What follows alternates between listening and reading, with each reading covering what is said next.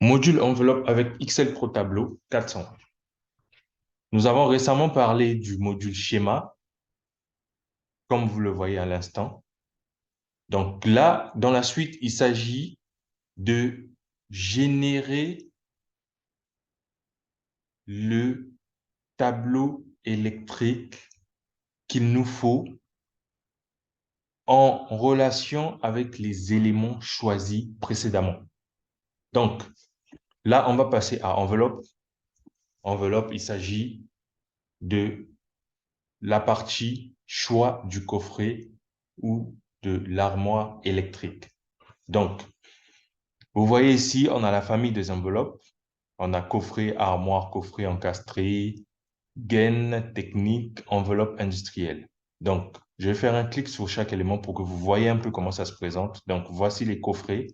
Vous voyez juste à droite, en bas, comment ça se présente. Ça, c'est un exemple de coffret. Par exemple, coffret Driver avec IP40, IK7. Vous avez une porte blanche.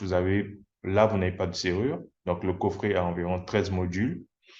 18 pour le IP40. Donc, vous avez la réserve qui est là et tout. Et voici comment se présente le coffret électrique. Nous aurons l'occasion de voir dans la suite. Donc, je clique sur armoire. Voici comment ça se présente.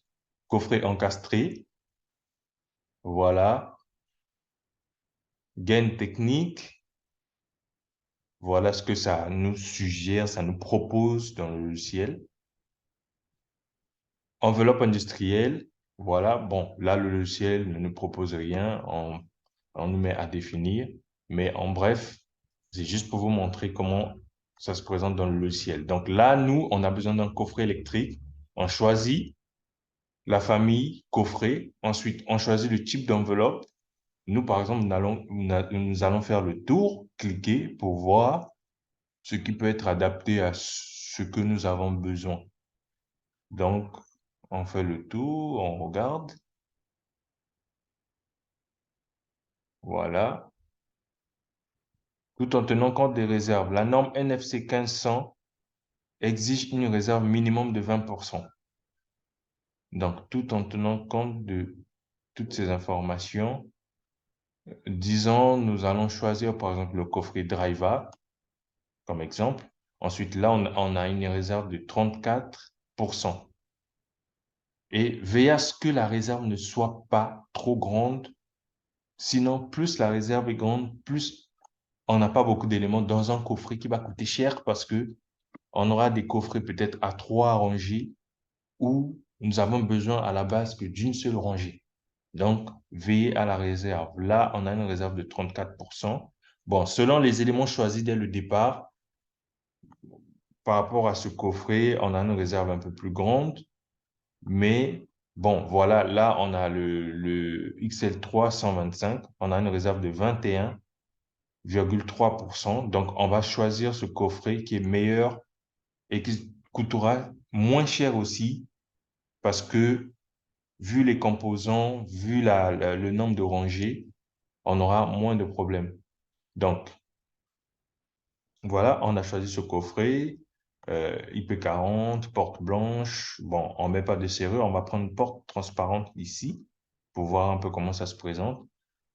On choisit une porte sans serrure, on a une réserve modulaire de 21%, c'est-à-dire 11 à 12 modules qui pourront être rajoutés en cas d'extension. Voilà. Donc, ici, vous avez également en haut, vous avez le nom du coffret qui a été choisi, coffret XL325. Ensuite, vous avez la taille, c'est-à-dire 600, 450, 150. C'est-à-dire que là, vous avez la hauteur, vous avez la longueur, je crois, et la largeur. Donc, on nous dit, bon, on nous précise ici que la hauteur du plastron est de 450. Voilà. Donc, on a longueur, hauteur. Non, on a hauteur. On a la profondeur, en fait. On a la profondeur. On a la hauteur. On a la largeur. On a la profondeur, je crois. Je pourrais vous préciser ça un peu plus tard. Mais en tout cas, ici, vous avez les dimensions du coffret. vous avez la hauteur que vous voyez ici, comme sur ce coffret-là. Vous avez la hauteur, vous avez la profondeur et vous avez la largeur. Longueur, largeur, profondeur du coffret. Voilà. Ensuite, ici, on n'a précisé pas de borné par rapport au type de coffret et vous avez la possibilité de faire des associations en horizontal ou en vertical. Donc, voici la partie choix de coffret, c'est-à-dire choix des enveloppes pour l'étude de vos coffrets électriques. Merci d'avoir suivi cette vidéo. À la prochaine.